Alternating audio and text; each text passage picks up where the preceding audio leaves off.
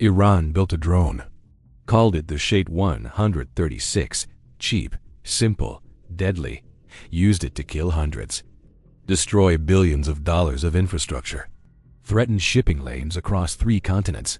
Then America captured one, took it apart, put it back together, and sent it home. Here's exactly what happened. Western Iraq, a U.S. military forward operating base, 347 hours local time. The radar operator watching the northern approach sees something unusual. A contact, low altitude, slow speed. Delta wing silhouette on the radar return. Heading directly toward the base. Standard protocol. Karam radar acquisition. Electronic warfare jamming activated. The drone begins to circle. Not the behavior of a drone on an attack run. The behavior of a drone that has lost its GPS signal and is searching. The electronic warfare officer makes a call. Do not shoot it down. Bring it down. The GPS spoofing system on the base transmits a false GPS signal, stronger than the real signal. The drone's navigation system receives the false coordinates, believes it is somewhere it is not, begins following the false signal, descending, landing on a flat desert area 400 meters from the base perimeter. Intact, undamaged, the explosive payload still armed. The EOD team reaches it in 11 minutes, neutralizes the warhead, bags the electronics, photographs every component. By 0600 hours, the Shahed 136 is in a shipping container, heading to a facility that does not officially exist. Let us talk about what the Shahed 136 actually is, because understanding the weapon is how you understand what reversing it means. The Shahed 136 was designed in Iran beginning around 2017. Production began at scale around 2021. It is not a sophisticated weapon. That is intentional. Iran designed it to be cheap enough to produce in the thousands, simple enough that semi-skilled workers could assemble it, reliable enough to fly 2,000 kilometers on a single tank of fuel. The airframe is largely fiberglass. The engine is a modified version of a commercial lawnmower engine. The navigation system combines GPS with a pre-programmed waypoint system. The warhead is approximately 40 kilograms of high explosive. The cost per unit is estimated at between $20,000 and $50,000, compared to a Tomahawk cruise missile at $1.9 million. Iran built a weapon that costs 2% of the American equivalent, and deployed it in such numbers that defending against it becomes more expensive than the damage it causes. That cost asymmetry is the entire strategic point. Against Ukrainian infrastructure, it worked. Against Red Sea shipping, it worked. Against American bases in Iraq and Syria, it partially worked, until the day one of them landed intact. The facility that received the captured Shahed 136 had been waiting for exactly this moment. The Defense Advanced Research Projects Agency, DARPA, had a standing request with every U.S. military unit operating in the region. If you capture one intact, call us first. The call came. The container arrived. The reverse engineering program began within 72 hours of capture. The technical team had 6 weeks. What they found inside the Shahed 136 surprised them. Not because it was sophisticated, because it was not. The navigation system used commercial-grade GPS chips, available on the open market. Manufactured in China, sold worldwide. The flight control software was based on open-source autopilot code. Modified, but recognizably derivative of code that hobbyist drone builders use. The communication system used frequencies that American electronic warfare systems had been monitoring for years. The encryption on the command link was basic, breakable with existing tools. In 6 weeks, the team had not just reverse engineered the Shahed 136, they had something more valuable. They had the ability to speak its language. The program that followed was classified at the highest level. What is known comes from what happened, not from what was announced.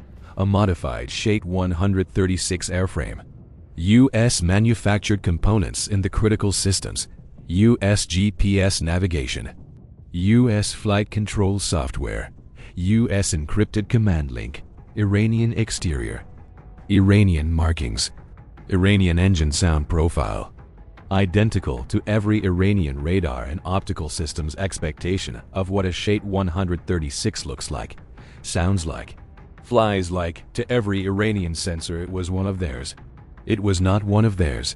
The target selection took 3 weeks. CENTCOM had a list of targets inside Iran that conventional strikes could not reach without triggering escalation. Targets that were too sensitive politically for a declared American strike. Targets that, if hit by an Iranian drone, could be attributed to an accident, a malfunction. A Shahed that lost its targeting data and struck the wrong coordinates. The kind of accident Iran publicly claimed had happened before, when their own weapons struck their own territory. The perfect deniable weapon already existed. Iran built it. America learned to drive it. The operation launched at 0200 hours from a position inside Iraqi airspace. The drone flew north, crossed into Iranian airspace at a point where Iranian radar coverage had a gap that had been identified from 6 months of signal intelligence collection. The Iranian Air Defense Network detected the contact at 0247 hours, classified it immediately. Shahed 136, one of theirs. The alert went to the IRGC Aerospace Force duty officer, friendly drone in Sector 7. Routing query. The duty officer checked the log. No scheduled friendly drone flight in Sector 7. He flagged it for investigation, sent a query to the Drone Operations Center. The Drone Operations Center had no record of a launch in that sector. The query response came back in 4 minutes. Unknown. By that time, the drone was inside its target area, the IRGC Drone Research and Development Facility outside Sharud, the facility where the Shahed 136 production line engineers worked, where the next-generation drone program was in development, where the design improvements that would make the next version harder to detect and harder to intercept were being finalized.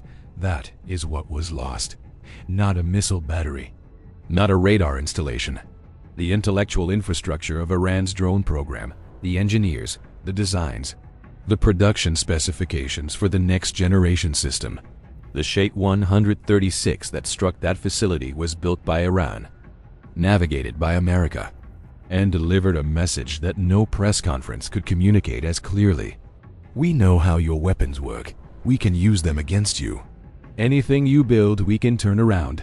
Iran's public response was predictable. State media reported an explosion at an industrial facility. Cause under investigation. No mention of a drone. No mention of the drone research facility. No acknowledgement that the explosion was anything other than accident. Because acknowledging it was a drone strike meant acknowledging it was their own drone, which meant acknowledging that America had captured one, reverse engineered it, and used it against them. That admission was not possible. So the explosion was an accident, officially. Inside the IRGC, the investigation took 3 weeks. Radar logs reviewed, drone flight records audited, electronic emission data analyzed. The conclusion was delivered to the Supreme National Security Council in a classified briefing. The Shahed that struck Sharud was not one of ours.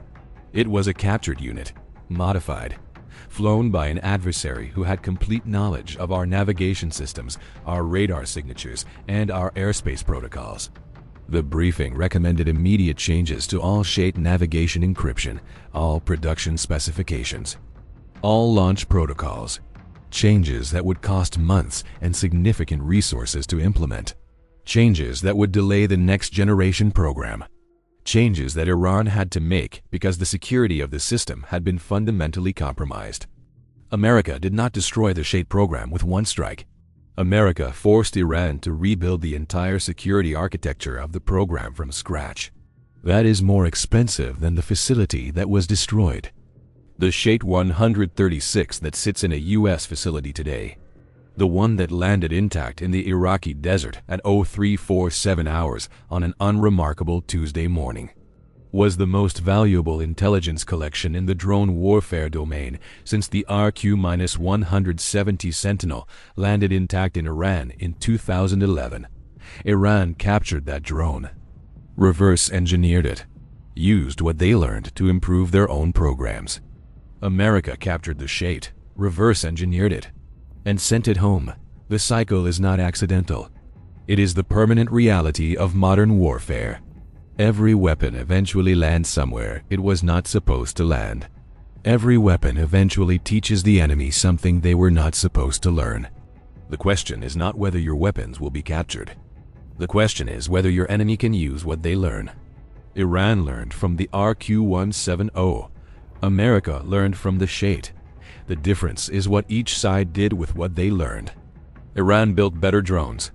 America built the ability to use Iran's drones against Iran. One of those outcomes is more useful than the other. The facility outside Sharud is still not producing.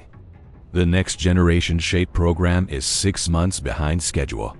And somewhere in a U.S. facility, a second modified Shahed 136 is sitting, fueled, armed, waiting for the next target that needs a deniable weapon. That looks exactly like one of theirs, because it is one of theirs. Stay locked in.